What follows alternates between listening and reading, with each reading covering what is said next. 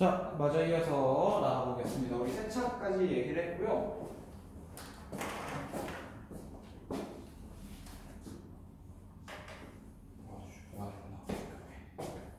자, 세차 운동까지 얘기를 했고요. 세차 운동 같은 경우 자전축이 어떻게 되고 일단 26,000년 줄로 한 바퀴 도는 걸 얘기합니다. 그렇게 이제 반대가 되는 것은 13,000년을 얘기를 하고 있다. 까지 얘기를 하시면 될 것 같고요. 그래서 지금 보는 것처럼 연교차에 대한 변화, 그다음 계절에 대한 표현이 좀 달라진다더라 라는 거 얘기를 할 수가 있겠고, 이번에 90페이지로 한 번 더 봐보겠습니다. 90페이지. 우리 여기 헬린을 아니나 좀 채울게요.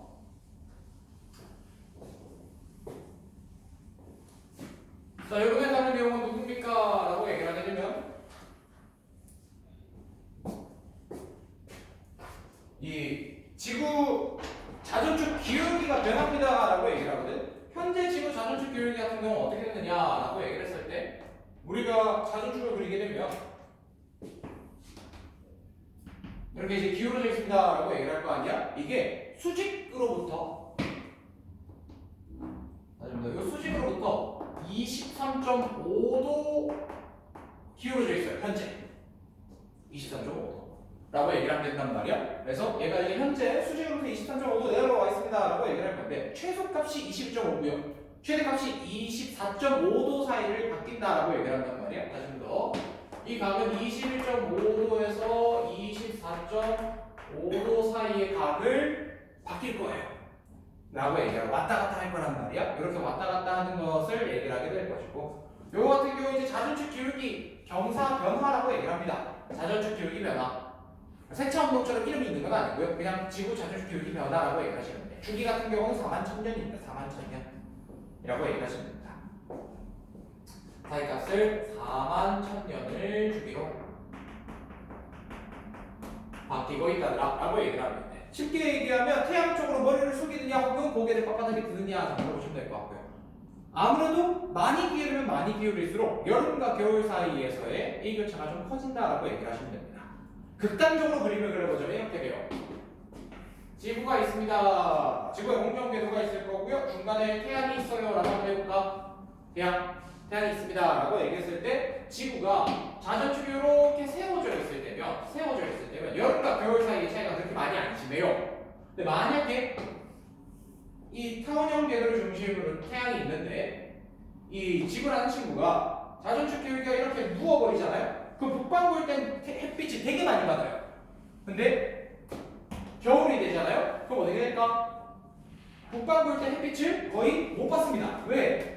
뒤통수에 햇빛이 오고 있거든 라고 얘기를 한단 말이지. 그러니까 여름과 겨울 사이의 연교차가 어떻게 되는 거야? 커지는 케이스야. 알겠지? 다시 한 번 더. 각도가 클 때는 연교차가 클 때고요. 다시 한 번 더. 24.5도까지 커지게 됩니다 라고 하면 연교차가 증가하는 거고요. 그 다음에 21.5도가 됩니다 라고 얘기하면 연교차가 어떻게 된다? 작아지더라 라고 얘기를 하시면 됩니다. 연교차가 작아진다. 근데 이거는 북반구 남반구 공통이야. 같이 똑같은 방향으로 움직이는 거기 때문에 연교차가 커지고 작아지는 것에 대한 해석이 똑같다 라고 얘기를 하면 돼.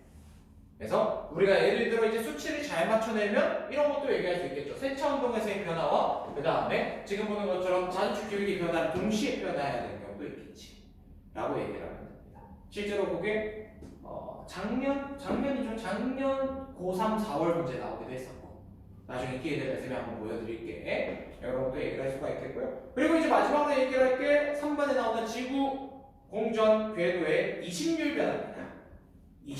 이심률이라는 게 무엇입니까? 라고 얘기를 하게 되면, 자, 이심률 변화 같은 경우는 이심률은 숫자가 0일 때가 있고 1일 때가 있어요. 말 그대로 0일 때는 1에 가까울 때고, 그 다음에 1에 가까울 때는 선에 가까워집니다 라고 얘기합니다. 왜냐면 타원이 점점 심해지면 어떻게 될까? 길이가 무한대인 선이 될 거야. 길이가 무한대인. 그러면 이제 이심률이 1입니다 라고 얘기를 할 거란 말이야. 즉 1일수록 뭐해? 찌그러져. 그럼 이게 무슨 말이냐? 원이는요, 근일점이나 원일점이나 거리가 같습니다. 근데 선에 가까워지면요, 근일점보다 원일점이 훨씬 더 멀어져요. 원일점까지 거리가 더 멀어져요 라고 얘기합니다. 거리 개념이 점점 멀어집니다 라고 얘기를 할 거야. 그래서 원일 때는요, 우리가 얘기하는 태양이 있습니다. 라고 하면 태양의 위치가 딱 정중간이야. 근데 우리가 얘기하는 이제 1에 가까워, 실제로 1에 안 가까워져. 많이 이제 커져봐야 0.1, 0.2야. 알겠지? 이 찌그러진 정도가 별로 안 크긴 하지만 우리가 그래도 해석하기 좀 편하게 이렇게 찌그러뜨려 보자. 라고 얘기하면 태양이 한 이쯤에 치우쳐집니다. 라고 얘기를 하자고. 요 원래 있어야 되는 지점에 태양이 없어. 그러면 태양을 겹치잖아? 어떤 그림으로 변할까? 요런 그림으로 변해요. 그럼 태양이 똑같은 자리에 고정됩니다. 극단적으로 그리자. 그러면 얘가 누가 봐도 근일점이죠.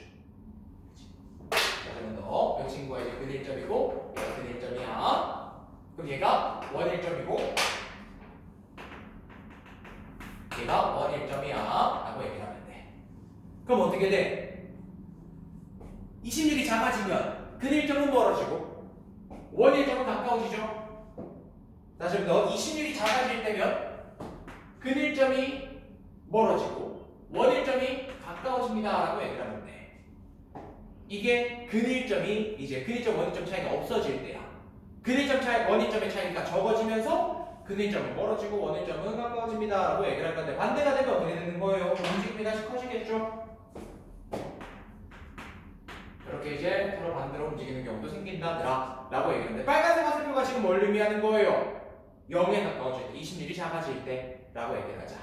파란색 화살표는 20mm 커질 때 라고 얘기를 하면 돼. 그럼 여기에다가 이제 또 얘기를 해야 되는 게 또 북방구 남방구야. 북방구 남방구. 왜? 옆에서 봤을 때 모양이 생길 거 아니야. 다시 한 번 더. 중간에 이제 태양이 있습니다 라고 얘기를 하게 되면 태양을 중심으로 이 지구의 공정궤도를 옆에서 보게 되었을 때 요 첫 번째 선이 우리가 얘기하는 원일 때의 개념입니다. 원이에요. 원. 근일점과 원일점의 거리 차이가 거의 발생하지 않고 있죠. 그지? 이렇게 보셨을 때 지구를 그려 주신다면 거기다가 지금과 같은 자전축을 그린다면 아마 북반구와 남반구 사이의 차이가 거의 없을 거예요.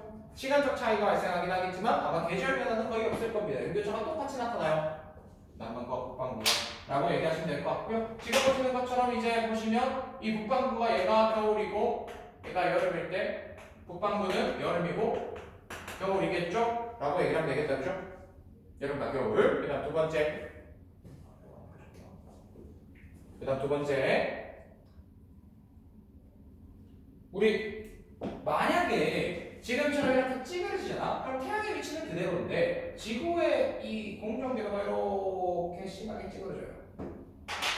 다시 한번 더. 태양의 위치는 요 중심에 금방 그대로 있을 건데 지구의 위치가 지금 보시는 것처럼 이렇게 가까워지고 멀어집니다가 된다는 거죠. 아시겠죠? 이렇게 변하고 이렇게 변할 수 있고요. 반대로 근일점이 원일점의 차이가 커지는 20mm 커지게 되면 파란색 화살표로 변할 거다라고 얘기하시면 되고 그 다음 자전축까지 그려주실 것 같으면 자전축의 악시나 마찬가지로 이렇게 기울어져 있겠죠? 근데 솔직히 말씀드리면 딱 복합적으로 적용되는 문제는 거의 나오지 않습니다. 한 개 아니면 두 개예요. 한 개 아니면 두 개. 그래서 우리는 일단은 한 개 각자부터 연습하는 것도 할 거야. 따라 근일점 원일점 얘기할 때 우리가 이런 이심률 얘기할 때는 다른 애들 세차 운동이나 이 기울기 변화 얘기 안 할 거고요. 기울기 변화 얘기할 때는 다른 거 두 개 얘기 안 할 거고. 그 다음에 세차 운동 얘기할 때는 다른 거 두 개를 얘기하지 말자라고 생각하십니다. 어쨌든 지간에 다시 돌아오게 되었을 때 얘는 그대로 이제 겨울과 여름이란 말이야. 얘도 여름과 겨울이란 말이야. 그럼 봐봐. 북반구는 어때? 겨울과 여름 거리가 차이가 거의 같지? 그러니까 연교차가 덜하겠죠? 그건 크다 작다에 대한 얘기를 하게 되었을 때 얘가 연교차가 차라리 클 수도 있겠다. 왜냐면 겨울이 얘는 어때? 너무 가깝잖아. 너무 따뜻하잖아. 그치? 얘는 너무 멀잖아. 춥잖아. 그러면 추운 여름과 따뜻한 겨울에 비해서 얘들은 그냥 여름 겨울일 거 아니야? 그럼 얘가 연교차가 크고 얘가 작겠네. 그럼 남반구는 어떻게 될까? 연교차가 별로 안 나는데 얘는 너무 가까운 여름이고 너무 먼 겨울이기 때문에 연교차가 크겠죠? 라고 얘기를 하면 되겠다. 다시 한 번 더. 요 남반구의 연교차가 너무 크고요.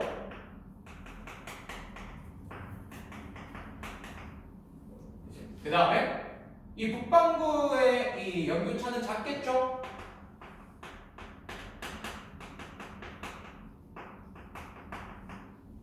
그러면 이때는 연교차, 겨울과 여름의 연교차,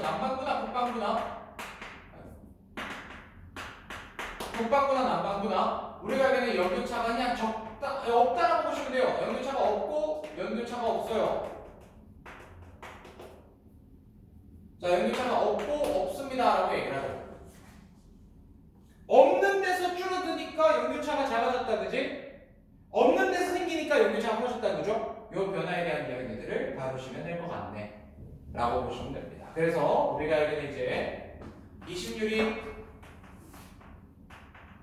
증가할 때와 이심률이 감소할 때의 이야기를 여러분들이 북반구와 남반구에서 써주시면 됩니다.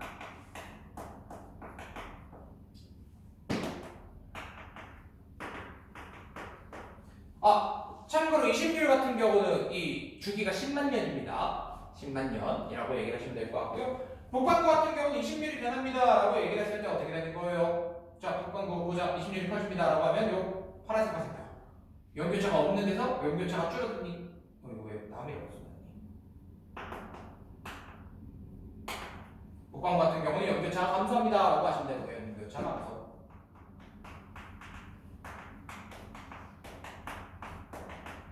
남반구 같은 경우는 이제 없던 데서 증가했으니까 연교차 증가.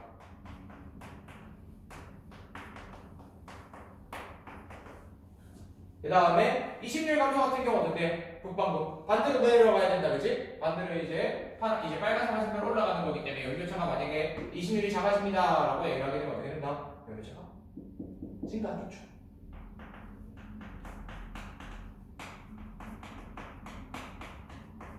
그 다음에 연교차가 뭐한다? 감소한다. 조금 더 이제 디테일하게 얘기할 것 같으면 우리가 연교차가 없는 걸 0이라고 하고 얘를 마이너스라고 얘를 플러스라고 하자 라고 얘기를 하게 되면 이심률이 증가할 때는 연교차가 어떻게 되느냐? 0에서 마이너스가 되고 있는 거예요. 0에서 마이너스. 얘는 0에서 플러스가 되고 있는 거예요. 그 다음에 이심률이 감소할 때는 어떻게 되는 거야? 마이너스에서 0이 되니까 증가하는 거다라고 얘기를 하시면 돼. 그 다음에 얘 같은 경우는 플러스에서 0이 되니까 감소합니다 라고 얘기를 하시면 돼. 이런 것들까지 우리가 정리를 할 수 있으면 좋겠죠. 다시 한번 더 이심률 변화 같은 경우는 10만 년 주기로 변하고 있습니다 라고 얘기를 해주시면 됩니다. 그치만 지구의 평균 거리는 전부 다 1억 5천만 킬로미터라는 점 참고해 주시면 되겠고요. 모양 변화가 생길 수 있다 라고 보시면 됩니다. 여기 우리가 알게 지구 외적 요인에 의한 기후 변화 개념들이에요. 외적 요인.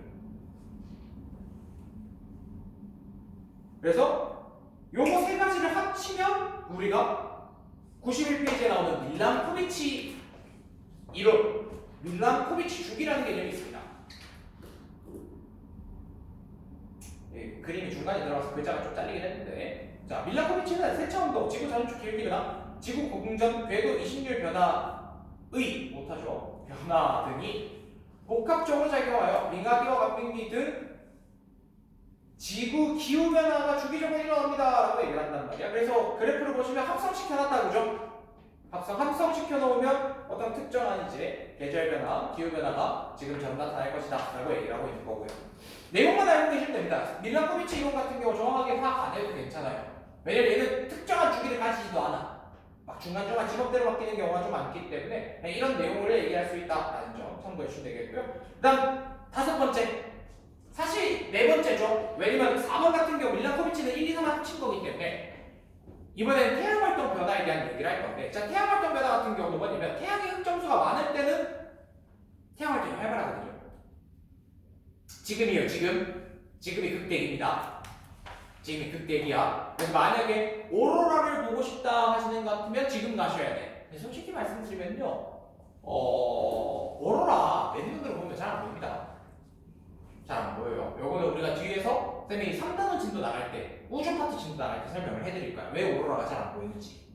그치? 뭐 그런 것들 있잖아. 여러분들이 사진 찍었을 때 색감과 실제로 눈으로 보는 색감이 다른 풍경들이 있잖아. 그런 것들이 왜 발생하는가. 이런 것들을 좀 얘기를 해드릴 거란 말이야. 그걸 알고 나면 이제 왜 우리가 오로라 같은 경우 잘 안 보이는가에 대한 이야기도 다를 수가 있어. 근데 어쨌든 간에 그래서 만약에 오로라 보러 가고 싶다 하시는 것 같으면 쨍한 건 보기 힘듭니다. 맨눈으로 보면 보기 힘들어요. 카메라로 찍어보면 잘 보이는 편이긴 해요. 카메라로 보면. 자, 넘어가도록 할게요. 그래서 태양 활동의 변화에 대한 얘기를 하게 되었을 때 흑점수가 많을수록 태양 내부의 대류 활동이 활발하기 때문에 이제 태양 활동이 활발해지거든. 그러면 지구에 도달하는 태양 복사 에너지가 증가합니다. 근데 1650년에서부터 1700년대까지 소빙하기가 왔었다, 그죠? 왜 왔어? 왜 왔어? 소빙하기. 지구에 도달하는 태양 복사 에너지가 줄어드니까, 그렇지? 말 그대로 평균 기온이 떨어지는 형태가 나타나더라라고 얘기를 하는 겁니다. 그래서 실제로 소빙하기가 왔었고, 요거는 북반구 중위도 위쪽에서만 좀 일어났었습니다. 북반구 중위도 위쪽이기 때문에 우리나라에도 어느 정도 영향을 미쳤어요. 우리나라에도. 그래서 저때 가뭄이 심하게 들어가지고 많이 죽었습니다. 우리나라에 저렇게 죽은 게 몇 번 있긴 한데 조선 시대도 좀 있었다. 그래서 보릿고개란 말이 최근에 생겼다라는 얘기가 있긴 하거든. 최근에. 물론 이제 1950년대에 많이 쓰던 말이기도 한데 그 전에 아마 조선 시대에 이 보릿고개라는 말이 좀 많이 생긴 때가 이맘때쯤일 거다라는 얘기도 있어요. 자, 어쨌든 다시 돌아와서 태양 활동의 변화에 대한 얘기를 하자면 흑점수에 따라서, 즉 태양 활동에 따라서 우리가 알게 이제 이 지구의 평균 기온이 증가 또는 감소하기도 한다라는 것을 얘기를 해주시면 되겠습니다. 자, 그 다음 나오는 이제 지구 내적 요인 한번 볼게요. 지구 내적 요인.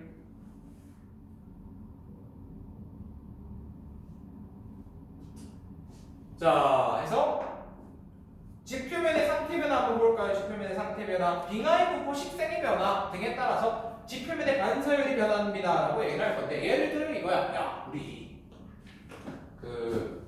여러분 혹시 해운대 본 적 있어요? 해운대. 최근에 해운대 가본 적 있습니까? 건물들 보면은 유리로 만들어진 건물들 보면 유리 색상 뭔지 기억나요? 건물들 전체적으로 무슨 색깔이게? 초록, 파란, 이런 색깔들을 띠고 있어. 쨍한 청록에서 좀 파란색을 띠고 있어. 왜 그럴까? 그 거울이 제일 비싸. 왜 비싸냐? 반사율이 좋아. 즉 내부 햇빛이 와 안 와? 안 와요. 해운대가 완전한 거의 정남향이기 때문에 햇빛 받으면요 더워 죽어요. 그냥 깔아놓으면 더워 죽어요. 그러니까 어떻게 하는 거야? 이 통창 자체를 반사율이 높은 친구로 써서 내부로 들어오는 걸 막겠다라는 거야. 내부로 들어오는 걸. 알겠지? 예를 들어 우리 지금 여기도 남향이거든요. 이 교실이. 그래서 뒤쪽에 이제 창이 남향으로 나와 있는데 남향에서 들어오는 햇빛을 쟤는 하나도 못 막아요. 여름엔 그럼 우리 쪄 죽어요. 블라인드 안 되면 쪄 죽어요. 근데 만약에 그 파란색 창을 해놓잖아? 그러면 별로 안 더워. 안 더워. 여기 우리가 얘기하는 이제 반사율이란 말이야. 반사율은 하얀색일수록 반사율이 높아. 그래서 여러분들이 겨울철에는 어떤 색상의 옷을 많이 입고 다녀? 검은색 계열의 옷을 많이 입고 다녀. 근데 반대로 얘기해서, 근데 최근에는 기술력이 워낙 좋고 우리가 이제 자본이 좀 많아지다 보니까 흰색이어도 두꺼운 옷을 입으면 안 춥죠. 근데 여름 생각해봐. 여름. 혹시 여름에 검은 옷 입고 운동하는 친구 본 적 있니? 검은 반팔에 검은 반바지에 입고 운동하는 친구 본 적 있니? 잘 없다, 그죠? 왜 잘 없을까? 쪄 죽어요. 왜? 반사율이 0에 가깝거든. 반사율이 0이라는 얘기는 다 뭐 한다는 얘기야? 흡수한다는 얘기야. 우리는 흡수 플러스 반사가 100%야. 반사율이 높다는 얘기는 그만큼 흡수를 못한다는 얘기야. 흰색일수록 반사를 많이 시켜.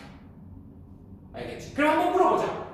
빙하는 흰색이 가까워? 검은색이 가까워? 빙하는 흰색이 가깝다, 그지? 그러면 빙하가 늘면 늘수록 반사가 많아질까 적어질까? 많아져요.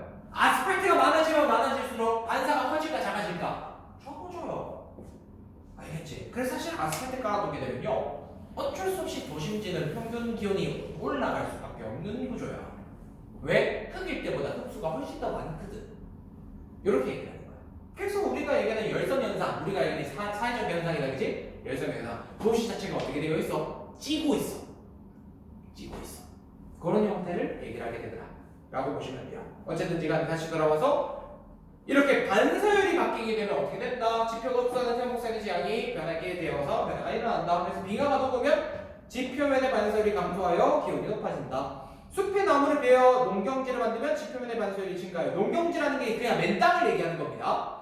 맨 땅. 왜냐면 이제 반사율이 감소하여 기온이 낮아집니다 라는 숲의 나무를 베어내게 되면요 나무는 결국 동식물이란 말이야. 동식물? 여러분들 동식물의 평균 온도가 몇 도인지 아세요? 우리는 30에서 35도잖아, 그지? 식물도 비슷해요. 식물도 그렇게까지 안 낮아요. 식물도 한 30도 정도 합니다.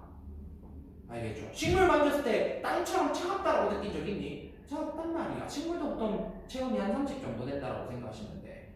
왜? 단백질의 활동 온도 자체가 30에서 35도거든. 알겠지? 그래서 걔들도 35도까지 올라가. 알겠죠? 올라가. 근데 중요한 건 이거야.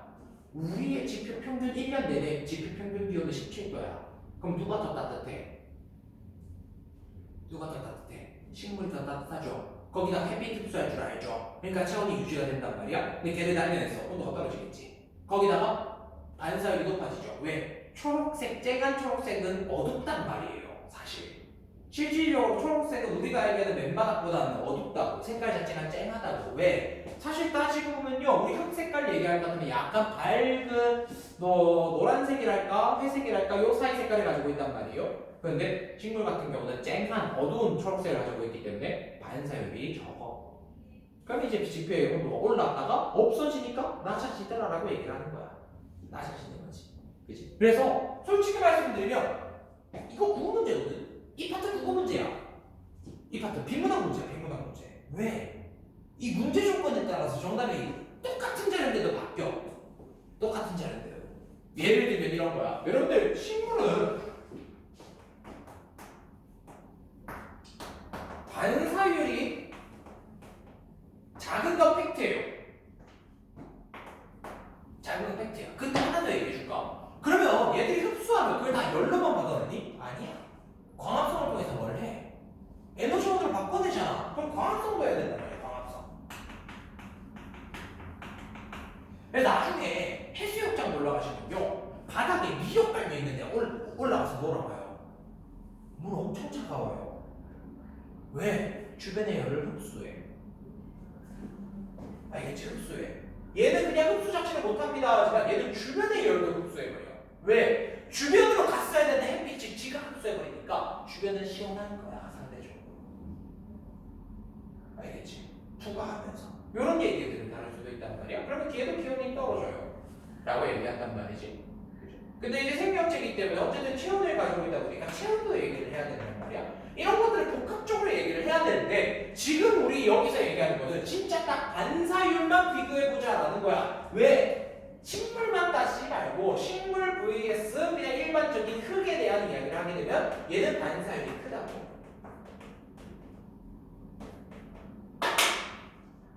이렇게 되면 식물이 줄어들게 되면 어떻게 된다? 온도가 떨어집니다 라고 얘기를 할 수 있는 거지. 근데 현실에서는요, 식물이 늘어나게 되면 온도가 어떻게 될까? 평균적으로 유지가 높아집니다 라고 얘기를 해야 되는 게 있어. 그치? 근데 여기서는 딱 요 그릇대에 와보자라는 거야. 요렇게 이제 시험 문제를 내겠다라는 거야. 그럼 여러분들이 문제 읽어보시고 비교를 하실 수 있어야 돼. 기본적으로 흙과 식물에 대한 비교부터 먼저 하자 이 얘기예요. 식물과 흙에 대한 이야기를 해주시면 될 것 같고요. 자, 그래서 대기 투과율 변화를 한번 더 보겠습니다. 동그라미 2번. 큰 화산이 폭발하여 많은 양의 화산재가, 이거 못합니다. 화산대가 아니라 화산재예요. 미안해요. 화산재입니다. 화산재가 분출되면 화산재가 태양빛을 반사시켜 대기의 투과율이 감소하므로 지표에 도달하는 태양풍 에너지 양이 감소한다 라고 얘기를 하는데 이것도 마찬가지. 원래 알고 있던 내용이긴 하다, 그죠? 원래 알고 있던 내용이긴 할 건데 지금 보시는 것처럼 화산재에 대한 이야기도 다를 수가 있겠습니다.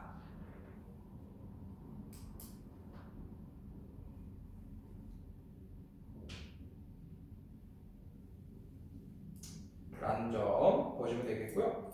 자, 그래서 우리가 알게 된 대기 투과율 변화라고 했을 때 큰 화산, 우리가 알게 된 이제 화산재가 폭발하게 되면 어떻게 돼?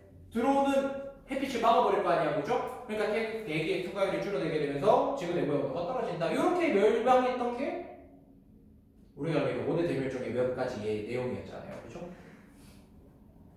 두 가지 정도 얘기를 할 수가 있겠고요. 자, 그 다음에 다음 페이지 넘어가시면 수륙분포의 변화까지도 얘기를 할 수가 있겠습니다. 수륙분포의 변화.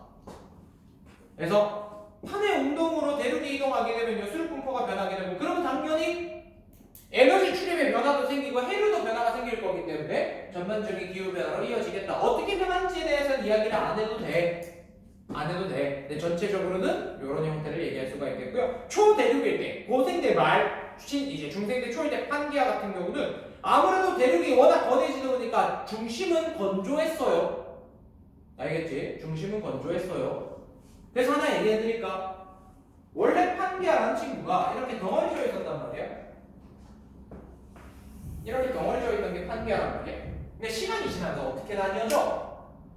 시간이 지나면서 얘들이 이제 쭉 양쪽으로 움직이면서 슬슬슬슬 벌어지거든요. 이렇게 점점점 벌어지거든요. 하다 보니까 여기 중간에 물이 공급되죠. 물이 공급돼서 바람이 쭉쭉 불어나가다 보니까 어떻게 됐을까? 얘들이 전반적으로 중심부가 뭐했었는데 원래 건조했던 동네인데 색칠된 부분이 이제는 습한 기후로 바뀌더라 얘들아. 그러면서 식물체의 크기가 어마무시하게 커지기 시작해요. 저 때부터 원래 파충류는 원래 그렇게까지 대형 파충류가 설치던 데가 아니야. 근데 중세 때 넘어가면서 저렇게 땅이 갈라지니까 기후가 변하니까 어떻게 돼? 거대 생명체가 자라기 좋은 환경이 되어버린 거야. 그래서 식물도 거대한 애가 자라. 그 시작이 우리가 얘기하는 이제 소천류 이런 친구들로 넘어가기 전에 큰 단풍이나 이런 친구들로 넘어가기 전에 거시 식물들인 거지. 양치에서 거시로 넘어가면서 엄청나게 덩치가 커졌어. 그 다음에 파충류들도 원래 작은 애들 위주로 많이 만들어졌었는데 이때 엄청나게 커지기 시작해. 그때부터 이제 누가 날리기 시작한 거야? 공룡들이랑 이런 친구들이 날렸다 라고 얘기를 하는 거죠. 넘어가도록 합시다. 어쨌든 지금 보는 것처럼 이렇게 이제 나타날 수가 있겠고요. 해령에서 판이 벌어지게 되면 화산활동이 나기 때문에 열과 이산탄소가 대기로 방출되게 한다는 거 참고를 해주시면 되겠습니다. 자, 그래서 이렇게 이제 생물의 변화나 기권과 수권의 상호작용에 의한 기후 변화가 나타날 수가 있겠고요. 자, 그래서 93페이지 넘어가시면 인위적 요인 나오는데 읽어보시면 다 아는 내용들입니다. 읽어보시면 돼요. 온실기체의 배출, 그 다음에 에어로졸, 사막화, 산림훼손 도시화 이런 것들을 얘기하게 되면 전체적으로 기후가 변하는 것들에 대한 이야기들을 다룰 수가 있겠고요. 자, 조금 더 중요한 내용으로 한번 넘어가 볼게요. 95쪽. 인위적 요인이 그렇게 안 중요해. 자연적 요인이 훨씬 더 중요해. 근데 자연적 요인 같은 경우는 아까 얘기했던 세차운동, 자전축 기울기 변화, 그 다음에 이심률 변화, 요걸 묶은 걸 밀라코비치, 그리고 태양활동 변화가 외적 요인이고요. 방금 얘기했던 어떤 이제 지구 내부에서의 반설 변화나 여러 가지 이야기들, 내적 요인이었던 것들 얘기해 주시면 되겠고, 95쪽으로 넘어갑시다. 95쪽 우리 되게 익숙한 내용이에요. 왜? 온실기체. 근데 우리가 이때 수치를 비교할 수 있게끔 상대적인 숫자를 쓰는 걸 우리가 수지라고 하거든.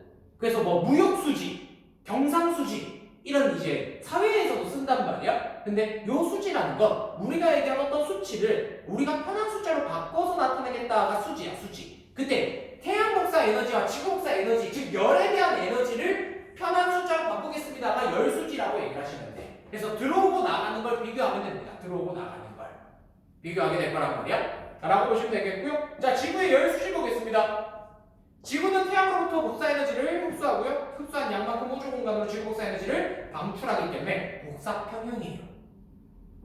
복사평형. 우리한테 들어오는 만큼 나가고 있어요. 라고 얘기를 하는 거지. 그 다음 두 번째에서 내용을 보시면 태양 복사 에너지. 자, 주로 짧은 가시광선 밑줄 그어주세요. 파장이 짧은 가시광선.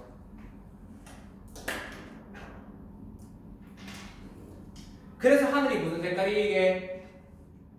파란색이야. 파란색은 파장이 짧은 친구들이에요. 알겠지? 빨주노초 파남보예요. 알겠지? 파란색이 줄을 이루고 있습니다. 그 다음 지구복사 에너지는 파장이 긴 적외선입니다. 파장이 긴 적외선. 그래서 대기 중에 온실기체 잘 흡수되죠. 온실기체 누구 있는지는 밑에서 하도록 합시다. 그래서 지구복사 평형이라고 하면 지구의 대기, 지표와 대기에 흡수하는 양과 우주로 방출되는 지구복사 에너지 양이 같아서 역평균 기온이 일정하게 유지된다 라고 얘기하는 내용이더라 라는 거 보시면 되겠고요. 자, 그 다음에 온실 효과 봅시다. 온실기체가 태양복사 에너지를 거의 투과시키고 지표에서 방출되는 지구복사 에너지를 흡수했다가 재복사하는. 자, 이게 무슨 말이냐? 이게 무슨 말이냐? 자, 내용 한번 볼게.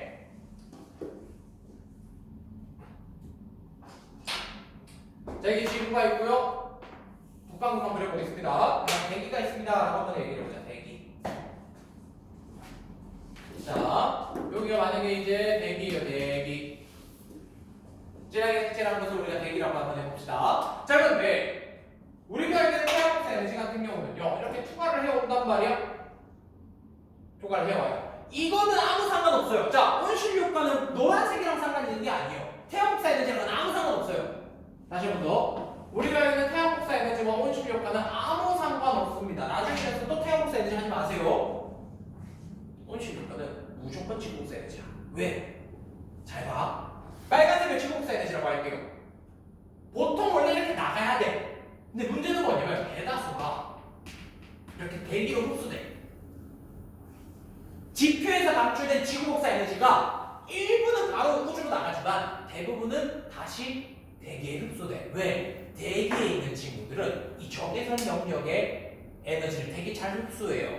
그러다 보니까 정말 조금만 더 치고 나머지는 다 가. 근데 문제는 거의 대다수는 이렇게 다시 다 나가.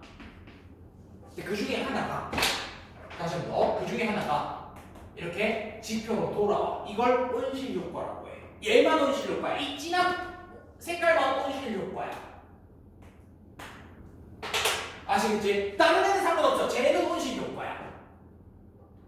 여기는 이 빨간색의 움직임은요 전부 다 누구예요? 상관없어요. 전부 다 이제 우리가 알기는 방출되는 지구 복사 에너지입니다 라고 얘기를 하시면 돼. 그런데 돌아오면 온실 효과야.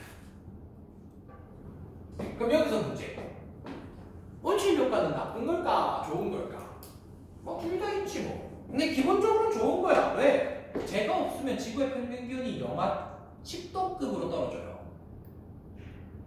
지금 우리 대한민국의 평균 기온이 17도란 말이야. 17도.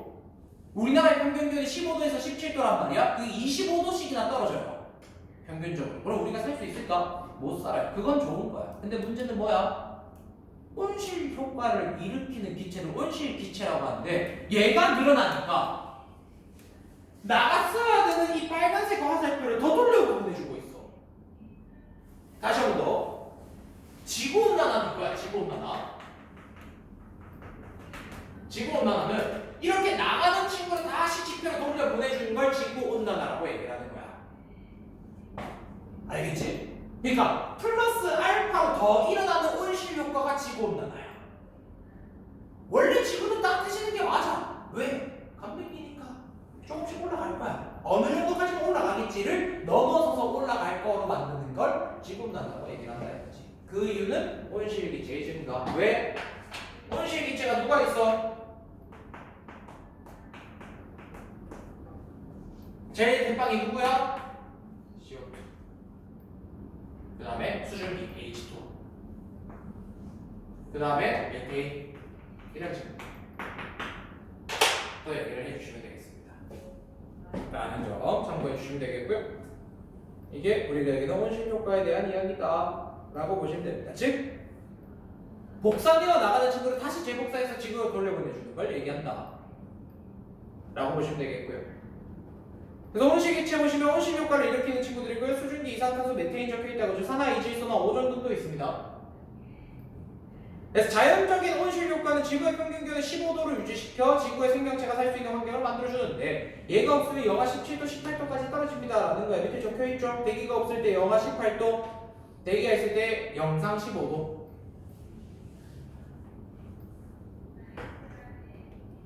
라고 보시면 되겠고요. 그래서 요거를 단순하게 수치화시킨 게 밑에 나와있다 이거예요. 열수지. 그래서 지표 볼까? 그림 볼까요? 그림. 우주에서 들어오는 에너지가 존재하고 그치? 지표면에 들어오는 존재가 있다고죠. 그래서 요 수치들을 보실 것 같으면 오른쪽에 말풍선 볼게요. 자, 지구에 도달한 태양복 에너지를 100이라고 했을 때 지구의 반사율은 30%, 흡수하지 못한 친구들입니다. 흡수하는 친구들은 70%다라고 얘기를 하는 거야. 이 70은 지표가 50, 대기랑 구름이 20이다. 알겠지? 왼쪽에 다 표현이 되어 있어요. 그림에. 그래서 태양광 에너지 흡수량이 얼마예요? 70이에요. 그런데 지구가 에너지 방출량은 얼마야? 똑같이 70 나온다, 그지? 왜? 들어온 만큼 내보내고 있기 때문이야. 라고 얘기를 하는데, 그래서 지표 기준 볼래? 야, 이거 고등학교 1학년 때 얘기했던 물의 순환이랑 똑같은 거야. 물의 순환. 들어오고 나가는 양이 결국 같아야 돼. 왜? 지표도 이제 더 이상 온도가 그렇게 많이 안 변해. 대기도 자기들끼리 잘 안 변해.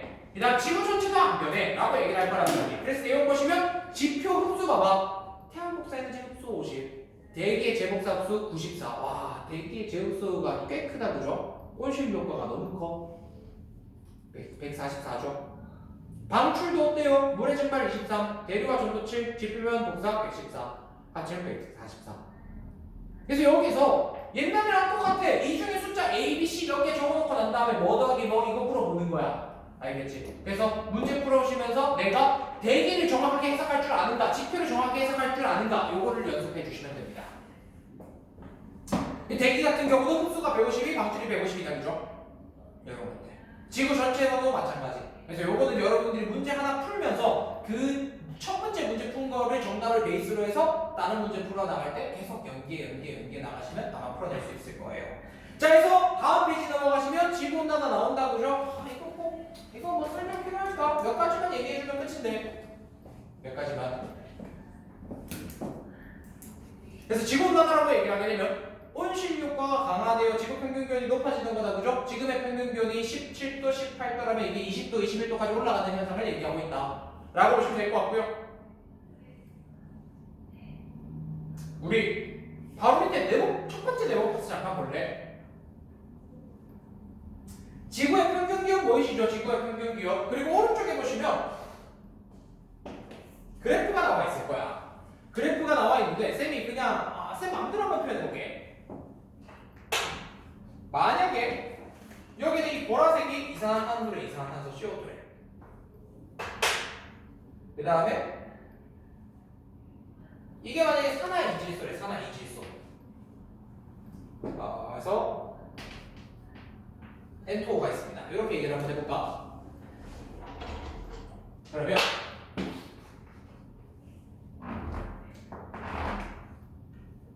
예를 들어 이게 1960년부터 2000년이라고 한번 쳐보자. 1960년부터 2000년까지의 어떤 물질의 양 증가는 누가 더 컸을까? 그러면 이산화탄소 같은 경우 숫자가 한 320에서 한 360까지 증가했대요. 근데 산화이질소 같은 경우는요, 숫자가 한 280에서 300 정도까지 증가했답니다. 그럼 누가 더 많이 증가한 거게?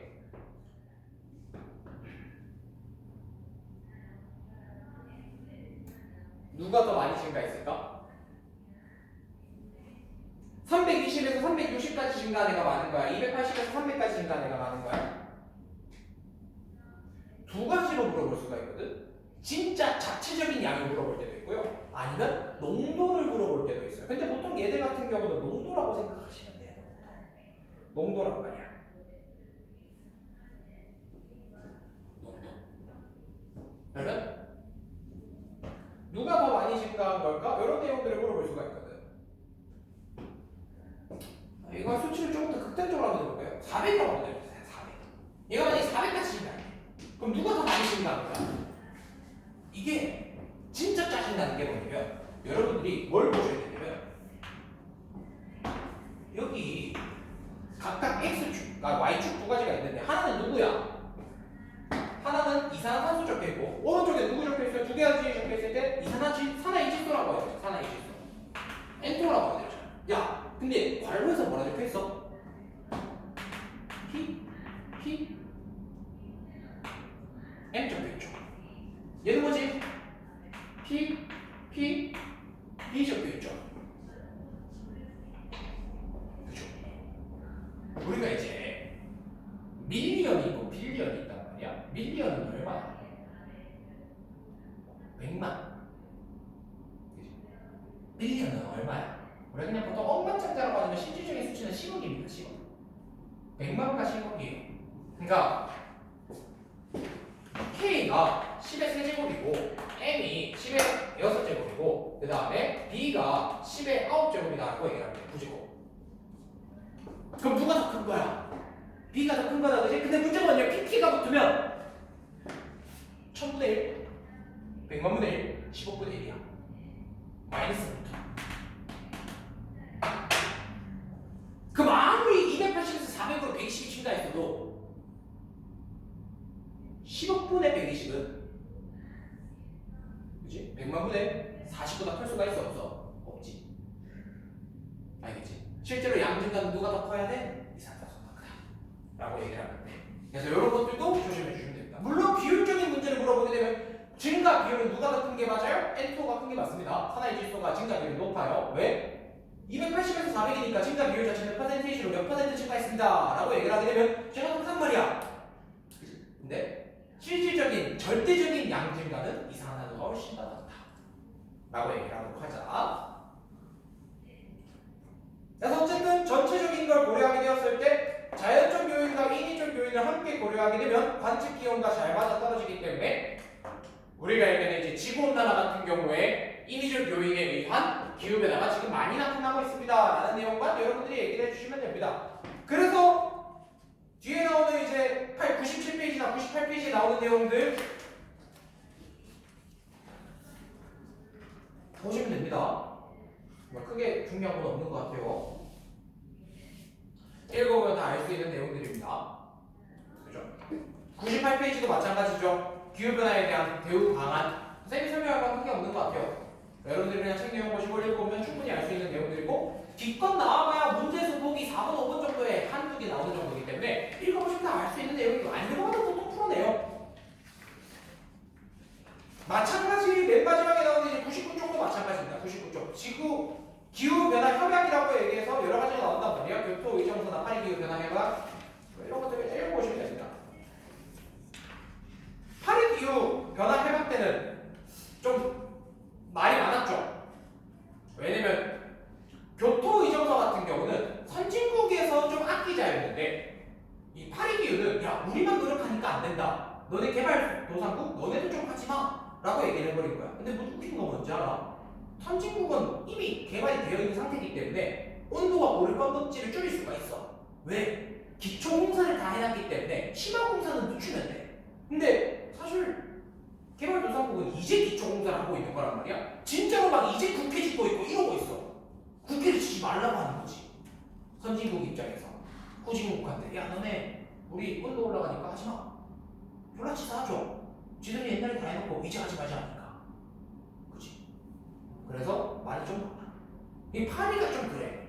왜냐면 그 프랑스였나 영국이었나 이제 태어난 애들은 이제 아예 담배 못 피는 거 아세요? 담배가 2020몇 년생부터 아예 금지해. 마약처럼 아예 금지가 되어버렸어. 그럼 뭐야? 지나가는데 어른들이면 그냥 필 수 있는데 나중에 지금 20년대생이 막 2050년대 뭐 어른 돼 있을 거 아니야, 그치? 그때 담배를 못 펴. 근데 그걸 누가 정했어? 어른들이 정해놨다니까? 웃기지 않니? 그치? 그래서 좀 내리는 걸 같아. 쥐들도 그럼 피지 말든가 다 같이 피지 말든가. 그치? 그런 게 좀 있었는데 저는 개인적으로 담배는 기호식품이라고 생각하긴 해. 기호식품 필 수는 있어. 근데 남들한테 피해만 가지 않게끔, 그리고 자기가 컨트롤할 수 있는 영역 내에서 만 핀다면 쌤은 오케이거든요. 그죠? 근데 이제 막 지나가면서 아직도 보면 막 길가에 담배 피고 이런 사람들이 있거든. 이제 좀 나이 든 아저씨들 보면 지나가면서 그 담배를 핀단 말이야. 그럼 솔직히 얘기해서 이 동방예의지국이 아닌 진짜 개인주의가 극한 나라였으면 쌤은 진짜 욕했을 것 같아. 욕했을 것 같아. 아니면 나도 앞에 걸어가면서 반복으로 뛰는 거야. 뛸 수만 있다면. 그럼 짜증 나겠다, 그죠? 그렇게 생각했었는데 어쨌든 그래도 담배 같은 경우 기호식품이긴 하지만 기호식품이란 걸 제외하면 100회 무익입니다. 쌤부터 담배는 추천하지 않는 편이라고 보시면 되겠고요. 이렇게 하면 이제 책이 끝났어요. 고생 많으셨고, 이렇게 하면 이제 2단원 진도가 끝이고요. 다음 주부터 이제 완전히 이제 내신 대비로 들어갑니다 라고 생각해 주시면 될 것 같거든요. 그래서 오늘 간단하게 남은 시간 동안 문제를 좀 풀어볼 건데, 문제 수가 총 32문제거든요. 32문제. 그래서 요거는 일단 오늘 남은 시간 동안 타임어택으로 좀 풀어보고 넘어가는 걸로 할게요. 그래서 5분 정도만 더 쓰겠습니다. 35분에 혹시 맞춰도 괜찮을까? 혹시 빡빡하게 가야 되니? 그럼 최대한 좀 빠르게 풀고 하는 대로 가는 걸로 하자. 요거 전체거든요. 그래서 혹시나 자기가 기억이 안 나거나 모르겠는 거 있으면 뭐 책 참고해도 괜찮으니까 한번 풀어보는 걸로